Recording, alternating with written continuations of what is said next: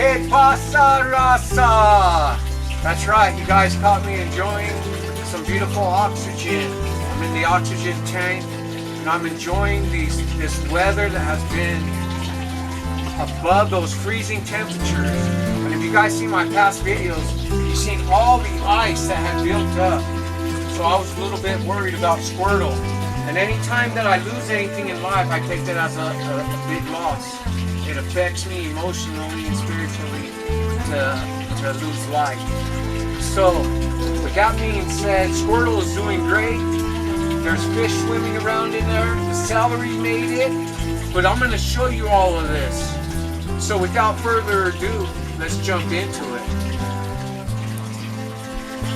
Well, we got some strawberries that survived the frost. That's celery. We have this celery surviving in this container. And we're going to try to replant this, and that'll be a second year growth on that celery. And that's the same with these big ones, and that came out of there. So these are growing great. These are for the future in case something happens. And we're going to try to add some to our aquaponics. And as you can see, the strawberries are doing fine right there. We have this tarp, and if you know anything, the dark side grabs the heat and the silver side reflects it. So we're containing the heat inside and we're gaining the heat from outside. So black grabs it and this holds it. Now we have our propagating little bucket here that we like to propagate. We like to see what we can grow. We're always testing. We're always trying to figure it out. We use this to cover it. So now that it's starting to get warmer, we're going to try to experiment with some things. And with this oxygen tank, look at that participation. I can't say it right. There it goes. So that water, we're capturing it in here, and this is a whole different environment. And that water will drip down into here. And it does a great job. So everything in here is a different temperature than it is outdoors. And we've been surviving so far. And now we filled up our tank because, as I said, we were losing a lot of water with the ice. And the ice had took it all out. And as you can see, the fish are in there. And I'll show you Squirtle here in a minute. The wood chips. And we're going to start over here, and then we're going to back our way up. And all this is going to be added with new wood chips so it can suppress the weeds and protect the soil and add nutrients. Because when the water blends in with the wood chips, it strips out those nutrients. So since we're outdoors right now, let's do a little walkthrough. We got celery out here that we've been covering with this old greenhouse tarp and some frost cover. So I'm barely learning and I'm barely experimenting, and here's the frost cover, so I've been using that to cover. I'm gonna add some buckets because I got a little bit of damage, and I noticed right here where you're allowing coverage, this one did really great. And this one was totally uncovered. So we're gonna trim around it and we're gonna see where we're at. And as you can see, the chickens are always doing their job. And I allow them to be out at this time of the year to utilize all of the needs of the yard, because they're eating microorganisms, they're tearing up the dirt, they're leaving their feces, and that's adding nutrients to our soil. And if there's anything that I've learned is that the chickens are adding to our soil, and the soil is something that we need to be working on if we want to grow healthy, organic, natural food. So the animals are a big singularity process to it. Man, I need my oxygen. I had to come back in. So let's see if we can't get a picture of Squirtle real quick.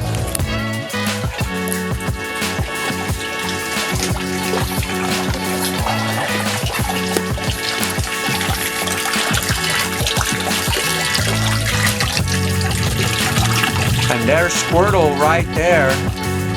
And he moves from one part of the tank to another part of the tank. And during the day, I think he likes to be more dormant.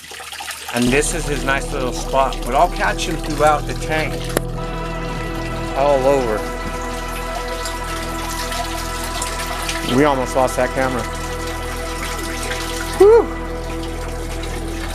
My heart's beating right there. I didn't want to lose the camera in the water. This ain't a GoPro. Oh. So now let's look at the aquaponics. So right here we got some mint, and mint always seems to do well no matter the temperature. And the strawberries as well. And look at the celery. The celery did great in here, and I love the color. So it seems to be working. And the lettuce as well. Look at that lettuce. So we're gonna add more rock to this area. We're gonna build it up, and then we're gonna add more vegetables, and I'm gonna try to grow whatever I can in this container. So I got my charcoal over there, and I got these cylinders, biocylinders, and they create healthy bacteria. And I know I'll be repeating myself constantly, but that's how I learn, and that's how I think teaching to others is repetition as well. So we got our pump, we got a little heater that ain't doing nothing, but it's going. And that's another thing, like I said, we're always experimenting, so we got that going in there. But I think it would do more better if we got it in the sub tank, put a heating system in here, and we want to find a underwater vertical heater. And that, I think that would be a nice solution for that. And the water would come out hot. But we don't know, I don't know. I'm learning as I go, and I'm trying to show you guys as I learn. So another thing that we experimenting with, and this is warm. You step on this and it's hot. And it's not burning hot, but it's just warm. And I really don't think it's doing much good either. And it's really long, so I think it would do good in right here, but you're not allowed to have it to touch. So, like I say, we're always figuring out what does work and what doesn't work. But it goes out through the whole greenhouse. And we're trying to keep that ground warm. So, with that being said too, we do have multiple layers here. So that's a plastic layer right there. And we bring this over and we cover this as well. So there, that's what I wanted to show you. Now we'll go this way.